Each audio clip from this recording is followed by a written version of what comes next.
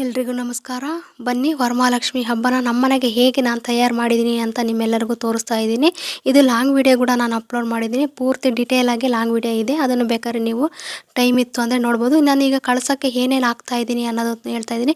ಕಳಸಕ್ಕೆ ಫಸ್ಟ್ ನೀರು ಹಾಕ್ತಾ ಇದ್ದೀನಿ, ಅದಕ್ಕೆ ಕಮಲದ ಬೀಜ ಹಾಕ್ತಾ ಇದ್ದೀನಿ, ಗೋಮತಿ ಚಕ್ರ ಹಾಕ್ತಾ ಇದ್ದೀನಿ, ಗುಲ್ಗಂಜಿ ಹಾಕ್ತಾ ಇದ್ದೀನಿ, ಕವಡೆ ಹಾಕ್ತಾ ಇದ್ದೀನಿ, ಮತ್ತು ಸ್ವಲ್ಪ ಅರಿಶಿನ ಕುಂಕುಮ ಹಾಕ್ತಾ ಇದ್ದೀನಿ, ಮತ್ತು ಅಕ್ಷತೆ ಹಾಕ್ತಾ ಇದ್ದೀನಿ, ಮತ್ತು ಹೂವು ಹಾಕ್ತಾ ಇದ್ದೀನಿ, ಮತ್ತು ನಾಣ್ಯ ಹಾಕ್ತಾ ಇದ್ದೀನಿ.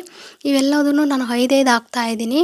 ಅದೆಲ್ಲ ಹಾಕಿ ಮತ್ತು ಎಲೆ 9 ಎಲೆ ಇಟ್ಟು ಕಳಸದ ಕಾಯಿ ಇಟ್ಟು ಅದಕ್ಕೆ ಮುಕ್ಕೋಡ ಇಟ್ಟು ಅಲಂಕಾರ ಮಾಡಿ ಪೂಜೆ ಮಾಡ್ತಾಯಿದ್ದೀನಿ. ಪೂಜೆ ಮಾಡ್ಬೇಕಾದ್ರೆ ನಾನು ಒಂದು ಬುಕ್ ಇದೆ, ಆ ಬುಕ್ಕಲ್ಲಿ ಇರೋ ಪ್ರಕಾರನೇ ನಾನು ಸ್ಟೆಪ್ ಬೈ ಸ್ಟೆಪ್ಪು ಪೂಜೆನ ನಾನು ಮಾಡ್ತಾಯಿದ್ದೀನಿ.